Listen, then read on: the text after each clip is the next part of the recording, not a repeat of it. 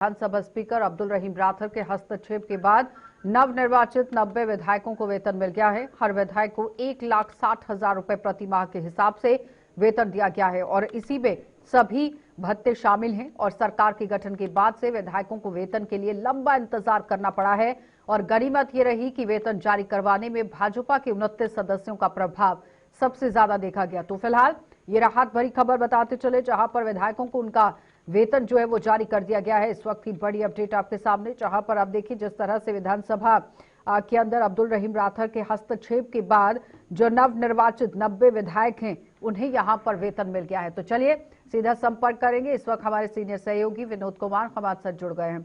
विनोद जी, जिस तरह से एक बड़ी राहत ही कहा जाएगा इसे, क्योंकि वेतन जारी हो गया है।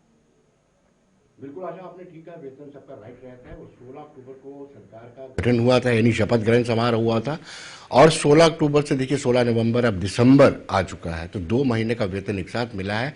और इसमें शायद मुझे माना जा रहा है कि 29 विधायक जो थे बीजेपी के थे उनका भी प्रभाव रहा होगा। और अब्दुल रहीम राठौर जो विधानसभा के अध्यक्ष हैं उन्होंने भी इंटरवेन किया था और सरकार से कहा था कि विधायकों को वेतन की जरूरत है। 1,60,000 में ही सारे पर्क्स आ जाते हैं, उनका जो इंश्योरेंस होता है, जो इनका टेलीफोन का खर्चा होता है, टीए होता है, वो सारा उनके इनकॉर्पोरेट हो जाता है। जी आशा। लेकिन उसके साथ साथ अब विनोद जी, जम्मू कश्मीर की जनता के लिए काम करने की जरूरत है, रोड मैप तैयार करने की जरूरत है। क्या लगता है कि आम जनता को राहत कब तक मिलेगी? बिल्कुल आशा, ठीक कहा आपने कि एक लंबा इंतजार किया। 2014 में विधानसभा के चुनाव हुए थे, 2018 को सरकार गिरती है, फिर 2024 में चुनाव होते हैं। चुनाव में खुलकर लोग अपने मताधिकार का इस्तेमाल इसलिए करते हैं कि अपनी पॉपुलर गवर्नमेंट आएगी, पॉपुलर गवर्नमेंट आती है और एक उम्मीद जगती है पब्लिक की कि हम अपने ग्रीवियंसेस, अपनी समस्याएं उनके पटल पर रखेंगे और वो इन समस्याओं का निर्धारण करेंगे। लेकिन निवारण इसलिए नहीं हो पा रहा है क्योंकि पहले गवर्नमेंट चल रही है, एक तरफ एलजी की गवर्नमेंट चल रही है, एक चुनी हुई गवर्नमेंट चल रही है। अभी जैसे राहत मिलनी चाहिए पब्लिक को वैसी राहत नहीं मिल रही है। लेकिन 2 पावर सेंटर्स की बात हो रही थी विनोद जी, उसके बाद यहाँ पर बिजनेस रूल्स को लेकर बात थी, अभी तक वो भी जारी नहीं हो पाया। स्टेटहुड को लेकर बड़ा मुद्दा गर्माता चला गया, लेकिन जानकार ये कह रहे थे कि अब तो बिजनेस रूल्स की बात हो रही है, तो स्टेटहुड तो अब बहुत दूर की बात हो गई। लेकिन फिलहाल ये बड़ी बात जरूर कही गई उमर अब्दुल्ला की तरफ से भी कि कहीं ना कहीं परेशानियां जरूर आ रही हैं स्टेटहुड के बिना। क्या लगता है कि अब इस पर भी किस तरह से काम होना चाहिए? देखिए आशा, जब भी कोई नया रजीम आता है, मैं साधारण सी एग्जांपल देता हूं। पहले सेल टैक्स था, फिर वैल्यू एडिड टैक्स आ गया, वैट। सेल्स टैक्स से वैट पर जाने में दिक्कत आई थी लोगों को, उनको काम करने में दिक्कत आ रही। फिर उसके बाद जीएसटी आया। जैसे जैसे रजीम चेंज होती है, अब हम यूटी में पहली बार सरकार बनी है, उमर अब्दुल्ला यूटी के पहले चीफ मिनिस्टर हैं। यूटी का कार्यक्षेत्र क्या होता है, अधिकार क्या होते हैं, इस पर जरूर एक चिंता करने की विषय है। और दूसरी बड़ी बात है कि स्टेटहुड का दावा किया हुआ है। स्टेटहुड का वादा जो है प्रधानमंत्री ने हाल ही में श्रीनगर में भी किया था। गृह मंत्री अमित शाह ने on the floor of house कहा था कि पहले डिलिमिटेशन कमीशन होगा, उसकी रिकमेंडेशन आने के बाद विधानसभा के चुनाव करवाए जाएंगे, विधानसभा के चुनाव के बाद ही अप्रोप्रिएट टाइम पर।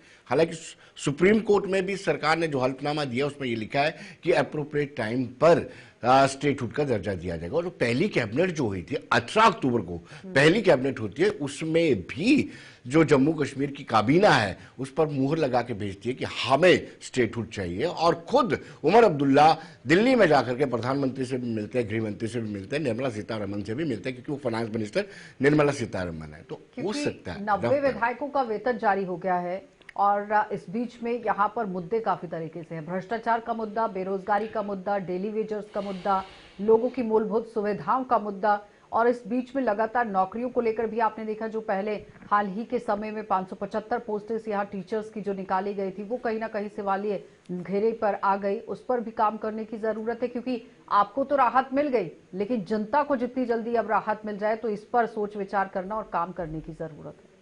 बिल्कुल आशा, आपने ठीक कहा। जो लेक्चरर्स की पोस्ट है उसको लेकर के अभी भी स्टूडेंट, खासतौर पर भाजपा का जो विद्यार्थी विंग है, अखिल भारतीय विद्यार्थी परिषद, आज भी वो प्रोटेस्ट कर रहा है कि जो डोगरी और हिंदी और संस्कृत है उनको ड्यू शेयर नहीं मिला है। उसके अलावा हम डेली वेजर्स की बात करते हैं। जब डेली वेजर सड़कों पर थे, भाजपा के मुख्यालय के बाहर रहते थे, तब ये कांग्रेस हो, एनसी हो, ये सब लोग उनके समर्थन में खड़े रहते थे कि इतना 2 डबल इंजन की सरकार है तब भी ये रेगुलराइज नहीं कर पा रहे। भ्रष्टाचार का मुद्दा पहले से है, बेरोजगारी का मुद्दा पहले से है, उसको कैसे रिजॉल्व करना है ऐसा कोई रोड मैप इन्होंने दिखाया नहीं है। शुरू में ही ये बिल पास किया कि हमें अपना स्टेटस चाहिए, जो पहले वाला स्टेटस था, या फिर स्टेटहुड का ये बात की, जो सिलेंडर फ्री में देने हैं वो कहाँ से देने हैं, 200 यूनिट बिजली कहाँ से देनी है, उस पर किसी तरह की चर्चा नहीं हो रही है। ठीक है विनोद जी, लेकिन सवाल यहाँ पर यही उठ रहा है ना कि जिस तरह से डेली वेजर्स ने भी आरोप लगाया था कि अपने भत्ते की बात आती है, अपने वेतन की बात आती है तो खुलकर सब लोग एकजुट हो जाते हैं और उस पर कार्रवाई करते हैं, लेकिन अब जब डेली वेजर्स का भी मुद्दा आता है तो वहां पर भी एकजुट होने की जरूरत है। और जिस तरह से आपने बिजली की बात की है, उमर अब्दुल्ला कह रहे हैं कि 100% अगर मीटरिंग होती है तो उसके बाद आगे की कार्रवाई को शुरू किया जा सकता है। तो सवाल तो सीधे तौर पर उन्होंने केंद्र सरकार पर ही दाग दिया, क्योंकि फंड्स तो वहीं से आने हैं। फिर आप अगर फंड्स वहां से आने हैं तो मुझे लगता है कि अब सुप्रीम कोर्ट को या फिर इलेक्शन कमीशन ऑफ इंडिया को इस पर कोई ना कोई सख्त कार्रवाई करनी चाहिए कि जब आप मैनिफेस्टो बनाते हैं उस मैनिफेस्टो में ये भी रोड मैप होना चाहिए कि आप जो रेवड़ियां बांट रहे हैं उस रेवड़ियों को खरीदने के लिए आपके पास पैसा कहां से आएगा, स्टेट एक्सट्रेक्चर से पैसा आप खर्च कर सकते हैं क्या? मुझे लगता है कि इस पर भी बहस होनी चाहिए।